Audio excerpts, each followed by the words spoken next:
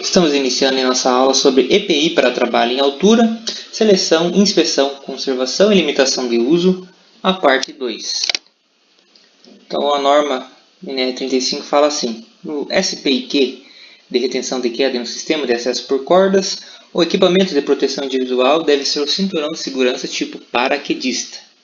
Para sistemas de retenção de quedas, o suporte corporal deve atender aos seguintes requisitos: resistir às forças que serão aplicadas sobre ele, não permitir que o corpo do trabalhador se desprenda do suporte, distribuir a força de retenção de queda sobre pontos do corpo em que não causarão lesões, garantir que a posição final do corpo seja adequada.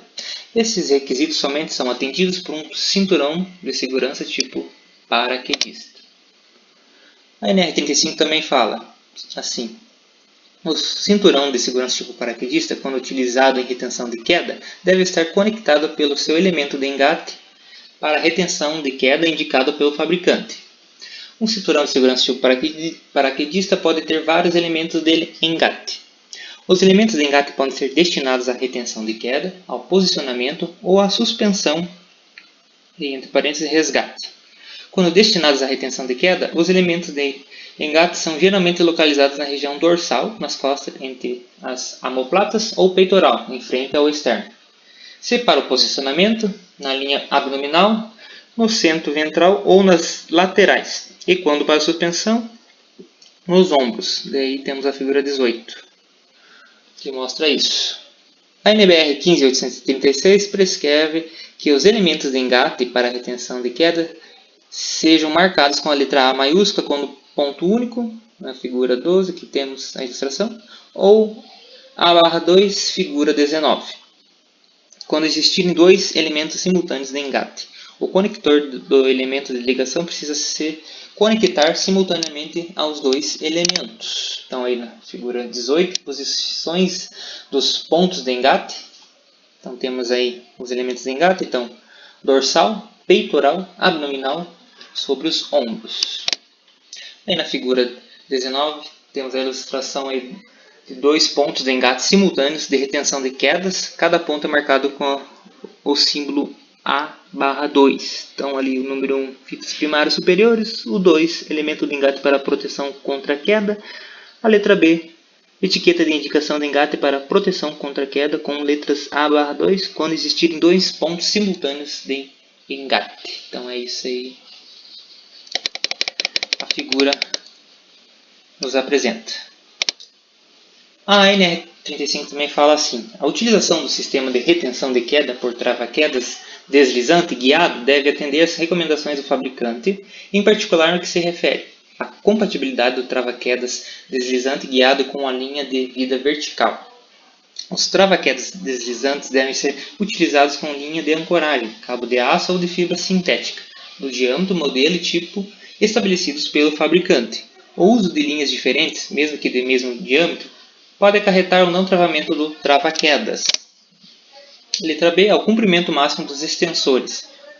As normas de trava-quedas guiados, NBR 14626 e 627, estipulam que no manual de instruções devem ser incluídas orientações ou informações sobre o comprimento do extensor.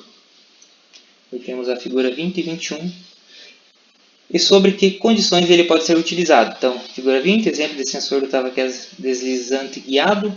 Também na figura 21, outro exemplo de extensor do trava-quedas deslizante guiado. Então, a figura 20 e a figura 21 têm essas exemplificações. A conexão de talabartes com ou sem absorvedor de energia, que não tenham sido testados junto com o trava-quedas deslizante, pode acarretar danos ao equipamento ou mau funcionamento. A NR35 também fala assim: a análise de risco prevista nessa norma deve considerar para o SPIQ minimamente os seguintes aspectos. Letra A, que o trabalhador deve permanecer conectado ao sistema durante todo o período de exposição ao risco de queda. A análise de risco deve prever todo o planejamento do trabalho, abrangendo as etapas de antecipação do trajeto do trabalhador, desde que adentra na área de risco e sucessivamente ponto a ponto na ida e volta à área segura, garantindo que os sistemas de ancoragem permaneçam conectados sem interrupção. Ressalta-se que o primeiro ponto de conexão deve ser ainda na área segura, permitindo que o trabalhador só se desconecte depois de reingressar em área segura. Em situações que o usuário exige um alcance de movimento maior que o comprimento do talabarte de segurança, pode ser usado em um sistema de retenção de queda baseado em 2 talabartes. Daí temos a figura 22. Ou em um talabarte duplo, também chamado talabarte em Y. Figura 13 e 23. Essa figura 22, um exemplo aí de deslocamento horizontal utilizando 2 talabartes. Então aí da letra A até a letra D a gente pode observar como que é feito esse deslocamento. Então sempre mantendo um dos talabartes aí conectado, daí vai conectando e o anterior desconecta para conectar novamente. Então essa é a forma segura de se deslocar horizontalmente. Figura 23, exemplo de deslocamento vertical utilizando um talabarte duplo. Mesmo princípio, sempre mantendo aí um dos talabartes conectados e vai conectando e o anterior desconecta para conectar novamente. Os sistemas baseados em linha de ancoragem horizontal, na figura 24 e 25, ou vertical, na figura 26, permitem manter a conexão com a ancoragem continuamente, com a vantagem de proporcionar uma movimentação mais rápida do que o uso de 2 talabartes. Então, a figura 24 é exemplo de sistema baseado em linha de ancoragem horizontal rígida. Figura 25, exemplo de linha de vida horizontal dupla, que permite que um trabalhador passe por outro sem necessidade de se desconectar. E a figura 26, exemplo de um sistema de retenção de queda baseado em linha de ancoragem vertical flexível, instalado de forma temporária. Continuando na letra B, distância de queda livre também. Temos o grossário. O fator de queda é um dos fatores determinantes da força de impacto em talabarte sem absorvedor de energia. Também temos lá o grossário para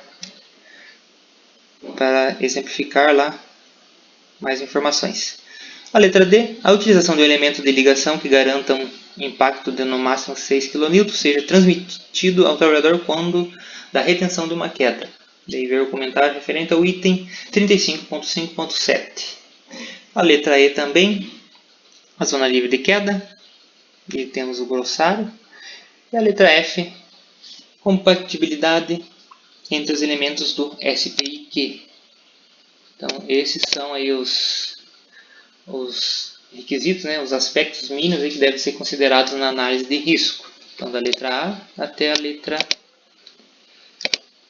aí, F. Então, são todos esses os aspectos.